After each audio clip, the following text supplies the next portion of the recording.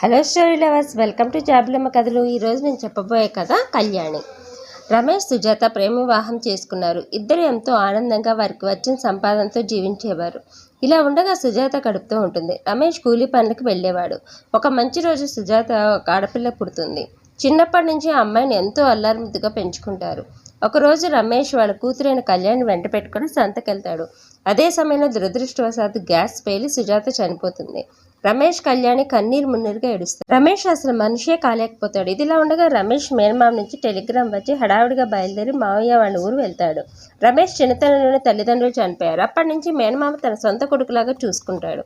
ఊరు వెళ్ళిన రమేష్కి మావయ్య ఆఖరి దశలో ఉన్నాడు. తన కూతురైన లావణ్యని మేలండ్రుడి చేతిలో పెట్టి కన్నుమూశాడు. లావణ్య రమేష్ కూతురైన కళ్యాణ్ని కూడా చాలా బాగా చూసుకునేది. లావణ్యకి కూడా ఒక కూతురు పుడుతుంది. చుట్టుపక్కల వారి మాటలు విని బాగా చెవికెక్కించుకుంటుంది. తనలో మార్పు వచ్చింది. కళ్యాణ్ని పని మనిషిలాగా చూసేది. చదువు మాన్పించి ఇంటిటి చాకరీ చేయించేది. లావణ్య తన కూతురికి రమ్య అని పేరు పెట్టుకుంది. కాలక్రమంలో ఇద్దరు యుక్త వయసుకు వచ్చారు. ఒకరోజు రమ్య స్నేహితులు ఇంటికి వస్తారు. అప్పుడు కళ్యాణి తను స్వయంగా చేసిన స్నాక్స్, టీ తీసుకొని ఇస్తుంది. వాళ్ళ స్నేహితులు ఎవరే తను అని అడిగేసరికి ఇంటి పని మనిషి అని చెప్తుంది. మా అమ్మకి సాయంగా ఉంటుందని తెచ్చుకుంది అని చెప్తుంది రమ్య. ఇలాంటి పని మనుషులు ఉంటే మాకు చూసి పెట్టవే, వంట చాలా రుచిగా చేస్తోందని మెచ్చుకోవడమే కాకుండా వాళ్ళకి తోచినంత చిల్లర ఆమెకి ఇచ్చి వెళ్తారు. దాంతో కళ్యాణి అవమాన భారంతో చాలా ఏడుస్తుంది. అది తెలిసి కూడా రమేష్ తన భార్య గయ్యాళితనంతో తాను గొడవ పడలేక మౌనం వహిస్తాడు. తాను తన భార్య ఎంత అపురూపంగా చూసి కళ్యాణి ఇంటి పని మనిషి చేసి అవమానిస్తోందని ఎంతో బాధపడేవాడు. మంచి సంబంధం చూసి పెళ్లి చేస్తే బాధలు తప్పుతాయని ఒక మంచి గవర్నమెంట్ జాబ్ చేసి అతన్ని పెళ్లి చూపులకు పిలుస్తాడు. ఇది ఇలా ఉండగా ఒకరోజు కళ్యాణి వాళ్ళ అమ్మ చనిపోయిన రోజు నలుగురికి అన్నదానం చేయాలని తన సవితల్లైన లావణ్యని డబ్బు అడుగుతుంది. పోవే, అడుక్కు తినేదానికి నీకు పెట్టడమే దండగా, మళ్ళీ చనిపోయిన వారి కోసం డబ్బు తగిలేయాలి అని నానా రకాల మాటలు అంటుంది.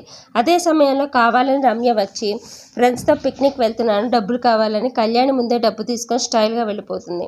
పెళ్లివారు వచ్చే రోజు రానే వచ్చింది. లావణ్య తన కూతురికి ఫేషియల్ చేయించి పెళ్లి కూతురులాగా అలంకరిస్తుంది.